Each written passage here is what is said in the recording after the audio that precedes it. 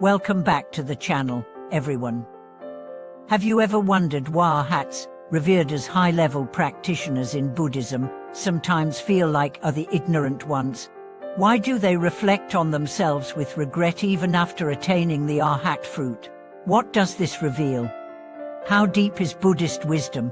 Today, we will dive into the profound content of the 500 Arhats Receiving Prophecy chapter in the Lotus Sutra, exploring their inner struggles and enlightenment, and the insights this holds for our practice today. In the Lotus Sutra, 500 Arhats joyfully receive the Buddha's prophecy of future Buddhahood, yet soon after, they feel remorse and lament that they once thought they had attained ultimate liberation, but now realize they are like the ignorant. The Buddha teaches them that while the Arhat stage is high, it is not the final Buddhahood. True supreme wisdom is yet to be fully accomplished. This story deeply reveals the levels and wisdom of Buddhism, reminding us not to be content with temporary achievements, but to constantly transcend ourselves and pursue supreme enlightenment. The remorse of the 500 Arhats is a common mental state among practitioners. Often on the path, one feels a sense of accomplishment, as if having reached great freedom. But as the path deepens, it becomes clear that prior understanding was only the tip of the iceberg, like a climber who believes reaching halfway up the mountain is the peak, only to discover the real summit lies beyond. This awakening represents growth in wisdom and humility.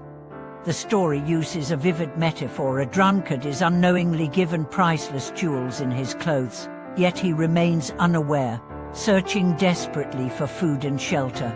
This perfectly reflects the state of the Arhats and also ordinary life. We often chase external wealth, fame, and sensory pleasures, neglecting our inner Buddha nature and potential.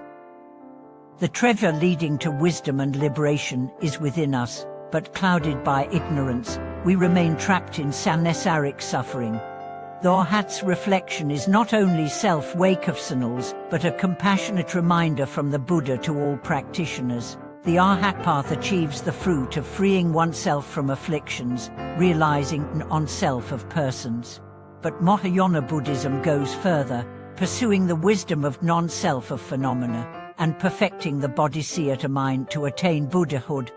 This chapter also illustrates how the Buddha uses skillful means to manifest Nirvana's appearance to guide disciples into calm abiding, but this may cause them to mistakenly think it is final liberation.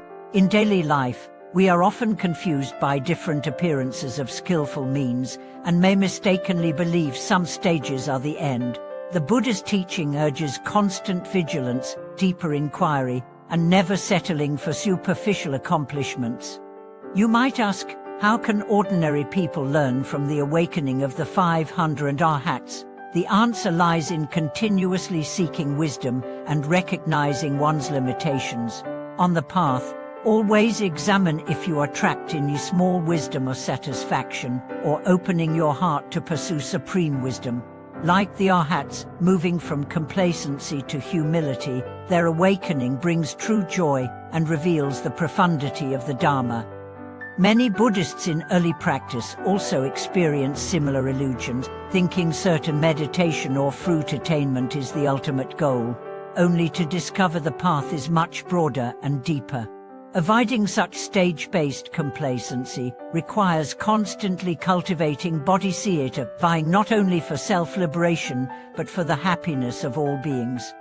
This story reminds us the inner jewel, our Buddha nature, is always present but needs to be discovered and awakened. External worldly desires, afflictions, and ignorance are like drunkenness, obscuring our true nature.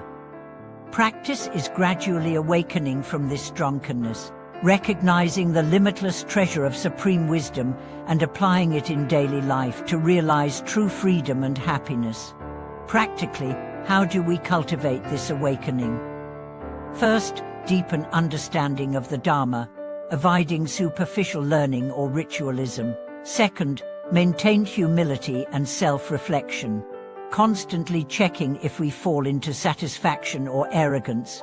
Most importantly, foster bodhisattva striving for liberation, not just for oneself but for all beings. I recall a friend who once was proud of small achievements in practice, feeling he had reached high levels. Meeting an enlightened master, she realized those attainments were shallow, like wading in shallow waters.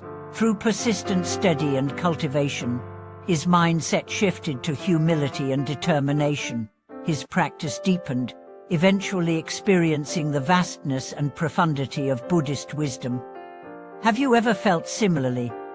At some stage thinking you have accomplished much, only to discover greater depths of ignorance? Please share your stories and reflections in the comments. Let's grow together. The remorse of the Arhats after receiving the Buddha's prophecy reflects an extremely high awakening level. Why do they feel humble and self-reflective even after being granted the supreme cause for Buddhahood? This shows that true practitioners do not rest on temporary achievements but constantly recognize their limitations, maintaining humility and diligence. This story also reminds us that Buddhism is not merely about accumulating merit or achievements but about inner wisdom and complete liberation. The Arhat path attains the fruit of cutting off afflictions and realizing non-self of persons, while Mohanana goes further to realize the on-self of phenomena and perfect the bodhisattva mind. Thank you for watching this video. If you found this teaching inspiring, please like, subscribe, and share to support more deep Dharma discussions. I look forward to your stories and insights in the comments below.